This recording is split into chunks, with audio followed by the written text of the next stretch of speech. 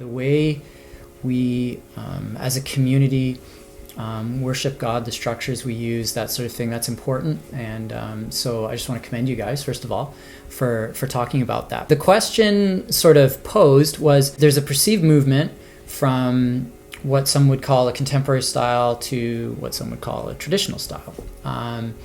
And is this a conscious choice? And if so, what's the reasoning behind it? And I think there's definitely some truth in that perception. If you look at the last 3 songs we introduced, it was To God Be the Glory, Death Was Arrested, and Grace That Is Greater Than All Our Sin. And so out of the 3 of those, 2 of those are hymns. So I can see why there's a perception there. As well, it's good to there'd be more that would need to be unpacked on sort of what is meant by traditional or contemporary. I mean, if you do a hymn in a contemporary style, is that traditional or contemporary? Well, I guess people have different kind of opinions on that. I'm going to kind of answer the question based on what I would perceive as sort of the thinking on that. It's safe to say that we have done more hymns in the last little while. So the question becomes, is intentional? And if so, what is the reasoning? Well, the answer to that is sort of a yes and a no.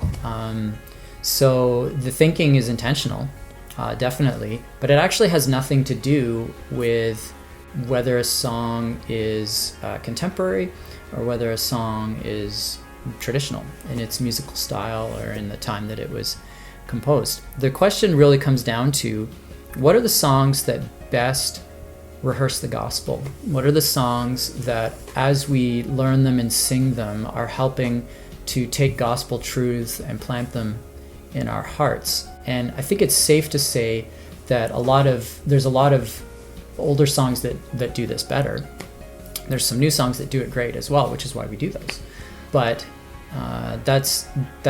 when it was composed really doesn't play into the equation. It's more what is the lyrical content of the song, and what is it helping us to do as a community when it comes to gospel formation? It's thinking like gospel people. So another part of that would be sort of our starting place for a service. So in the past, even within a year ago, the way I would plan a service I would look at the list of songs that we have in our repertoire, and I'd say, okay, what haven't we done in a while? I would sort of build the service based on, well, what are the songs we haven't sung in a while? Now, more and more, and a lot of this is ongoing thought, which is why your question comes at a great time, because a lot of this is thinking that we're in the process of forming.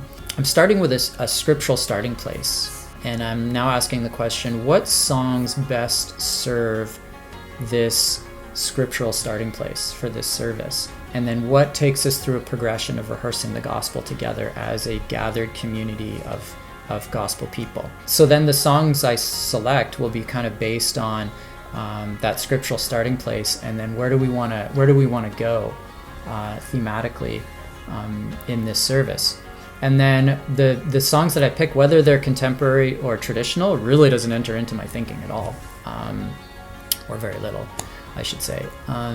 It's more what's gonna sort of best serve the service. I think another part of why we've maybe made some shifts in this regard is the focus we have this year on congregational singing. You've heard Pastor Jacob talk about this, and we've mentioned it. Sort of something we're focusing on for 2018 is, how do we sing better as a congregation? So because of that, I'm going to gravitate towards some songs. If there's any kind of musical consideration when I'm planning a set, it's going to be what's a song that our people are going to sing really well? And there's examples of contemporary songs that fit that bill, and there's examples of traditional songs that fit that bill as well. So "Oh Praise the Name" is a great contemporary song that our people sing really well. "Thousand Tongues" is an example of a song I really like. I really like leading it.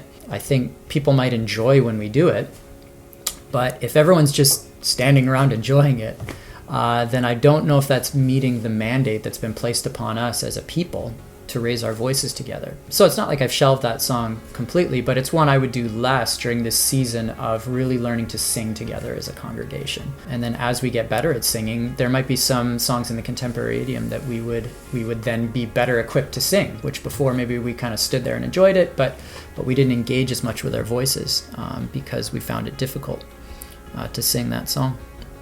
This goes into choosing new songs to introduce as well. Whereas before I might have been, hey, what's current?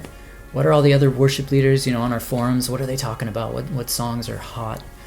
And now it's, to me, again, it comes down to what song is going to be impactful from the perspective of building gospel thinking.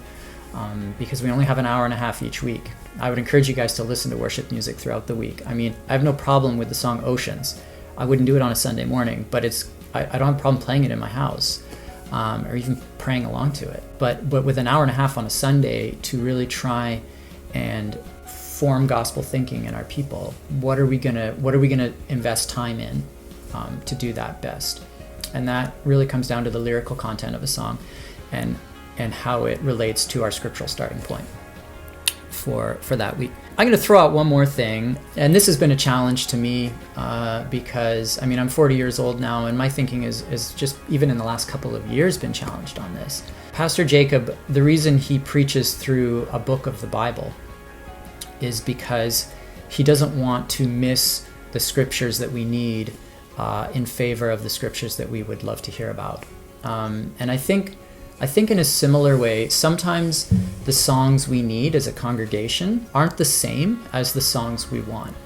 And that goes for even me as a leader as well. There's been times when I've really wanted to do a song, and I have to put my personal preference aside because it's not necessarily what the Lord would have us be doing right now at this time, such a time as this, in the formation of our gospel community and where we're going. So long and the short of it is, the thinking is intentional. It's related to gospel formation, and whether a song was written 200 years ago or 2 years ago, we'll sing anything that is singable and exalts Christ to bring glory to God. That's really the primary consideration.